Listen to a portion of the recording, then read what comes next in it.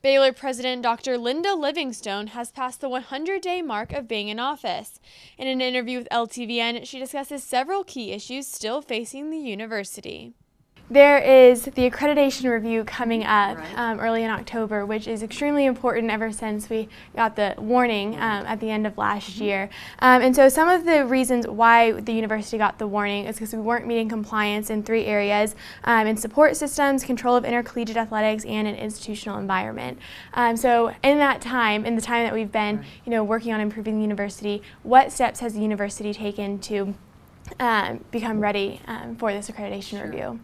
Well, so that's correct. The first week in October, we will have a team in from SACS, the Southern Association of Colleges and Schools, that will be looking at whether or not we have made progress on those issues that you just referenced. And I would say even before we got the warning from SACS COC, the university was already well on its way to addressing the issues that they ultimately raised in those in the letter that they sent to us. And so we have made significant progress in putting in place the right processes and policies and procedures to ensure the safety and health and well-being of our students. We have enhanced the staffing at the counseling center. We have enhanced staffing at our Title IX office. We just opened the Beecham Addiction Recovery Center. So all of those things are important, given that one of those standards is about the environment for students on our campus.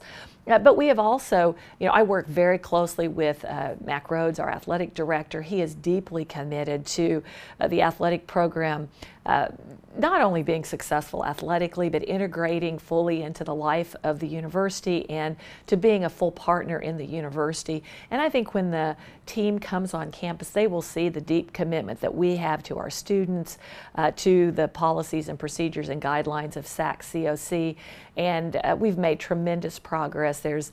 We have a very extensive document that outlines all that we have done related to the 105 recommendations, some of which, not all of which, tie to the 3 areas that SACS is looking at. So we're looking forward to them being on campus, being able to show them all that we have done at this institution, and hopefully to be an example for others for the ways that you can work through a very difficult circumstance, learn from that, and really get to a much better place that we hope will help other institutions to avoid some of the challenges that we had. Do students have anything to be concerned about as far as the upcoming review, or should we feel confident that Baylor will not lose its accreditation in the future? Well, we're confident that we will come through this in a positive way. The committee, when they're here on campus, will meet with a number of people.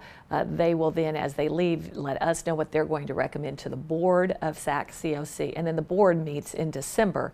And so, we feel like we are doing all the right things to make progress, and then we feel like that will be reflected in what the committee looks at. So, I think students can feel confident that we're in a very good place, that we are going to be working very closely with our accreditation body to make sure that we work through this in a way that is positive for our students and then also is positive for the accrediting body.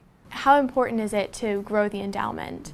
Well, growing the endowment is a very high priority for us. Our endowment is about $1.23 billion, which sounds like a lot of money, and it is, but for the size of institution we are, our endowment per student is quite low. And so in order to fund students at the level that we need to ensure that they have the financial capacity to go to school, to support faculty research and teaching at the level that we need to, it's really important that that endowment grow. Some of that growth will be an endowment to support scholarships. Some of it will be to support endowed professorships and research funds. Some of it might be to endow programs at the university. And so really we want to probably at least double that endowment over a period of time so that we have a much better foundation and become less dependent on tuition dollars to fund the important priorities of the university. And was the endowment hindered or hurt at all as far as, the Title IX scandal goes? Well, the university went into the last couple of years in a very strong financial position and had significant reserves set aside, which any institution should have in case issues come up and arise. And so because of that, because we had reserves in place, we were able to use those to help us work through the issues that we've been dealing with. And so it really has not had a significant impact on the endowment. And in fact, last year's endowment returns were some of the best that we've ever had at the institution.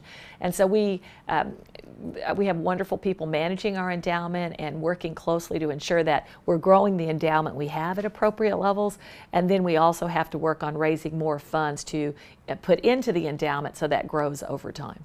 And so obviously we've talked about a lot of big changes that have happened on campus. There's also some big changes happening in leadership at the university. Can you just kind of talk about some of your plans on implementing and crafting your new leadership team? Sure. Well, when you move into a new role like this, one of the first things that you do is look at the structure of the leadership in the institution, as well as the people that are in those roles. I have said many times that in a role like this, you only get things done through the collaboration of a leadership team of the institution. We're a very large and complex place, and so it takes a lot of people working together to move the institution forward. And so we're in the process of doing that. We've announced a couple of retirements from positions on the university's leadership team. And so we're now, because of that, looking at how do we then realign the structure of that kind of executive committee or executive council, as it's called, to ensure that we have the right people in the right places to move us forward. So what we're looking at is how that group of leadership aligns with where we're going in terms of the strategic direction of the institution. And so over the next couple of months, we'll be making some additional adjustments in terms of the positions, reporting, those kinds of things, and be at a very good place to move the institution forward in the coming months.